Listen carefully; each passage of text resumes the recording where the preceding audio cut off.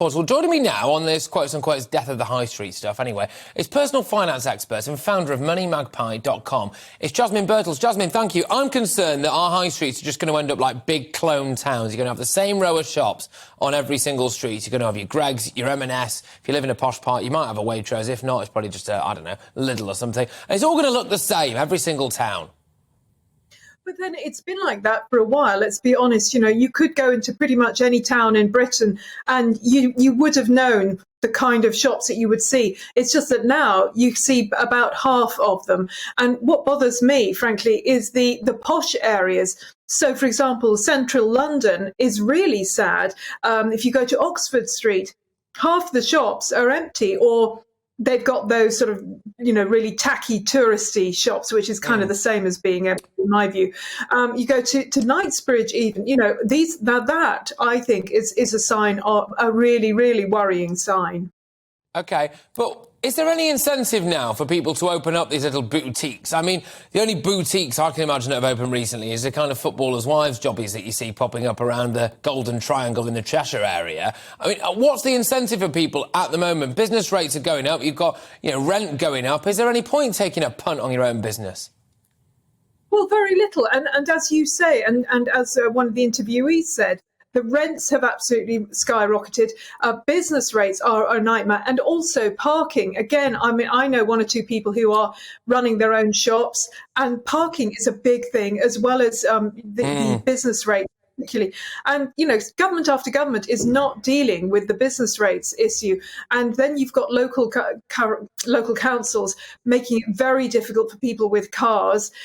So there's very little possibility. And what I think is really worrying, and we've seen this particularly over the last 3 years, is essentially a shift of money from small, I wouldn't say necessarily poor people, but struggling small businesses, lower middle class, if you like, middle class, the middle types, and the working class, money being taken from them and being given to big corporations. I mean, Amazon's doing phenomenally well in this. You know, thank you very much. I find it really, really upsetting, actually, that the likes of your Marks and Spencer. Look, I'm not knocking Marks and Spencer. In fact, I think I might be wearing an M&S suit now, actually. But I'm not knocking Marks and Spencers, but you know, they're everywhere, OK? And they do well because they can buy up these bigger properties as well, or rent those bigger properties on the high street. But there appears to me, Jasmine, to be a startling lack of imagination from both big government and local government, which is that, well, OK, we apparently now have to turn everywhere into a crippling one-way system and absolutely no parking.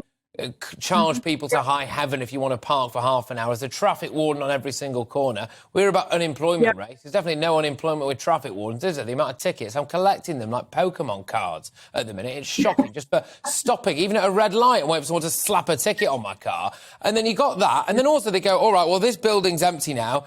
Let's put housing in it. Now, I'm all for town centre housing, but it's not a town if it's just houses now, is it? It just seems like there's no imagination. Absolutely. And it is a problem, I think, long term for property and the general wealth of that area. For example, I went to Bournemouth a few months ago with a couple of friends of mine who are property developers. And there's a lot about Bournemouth that's great. You're on the sea, there's some lovely houses and everything. But we went into the town centre and it's just completely hollowed out.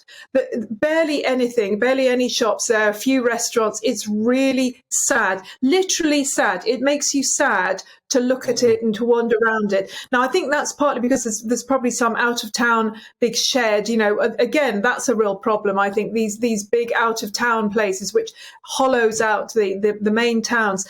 So it meant they thought, nah, not going to bother, not going to buy here. They'll go somewhere else. And this is going to be happening all around the country. People going, well, it's nice, but you know, where do you go for your milk, and where are the shops? Where are the nice shops, nice places to go?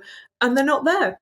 I think, Jasmine, it points to a wider issue, which is the fundamental death of community. We've seen it, especially in rural areas. Now, second home ownership, I'm not knocking anyone who wants to have a second home, by the way. I mean, I'm way off the mark, but goodness gracious me, the second I can afford to own somewhere in the Lake District, I'll be bang there. But, you know, you've seen it, the death of it now, because people aren't there, so the local shops go. And it's just, it's nice to have the option, isn't it, to go out to your local shop, to know the person in the shop. But I don't know, Jasmine, maybe we've just lost that bit of Britain. It does. Well, it feels like it. I do agree, and I think we've lost things like, you know, the local church. The local church community used to be the heart of things. Plus, of course, the pub. So you go to the church, then you go to the pub.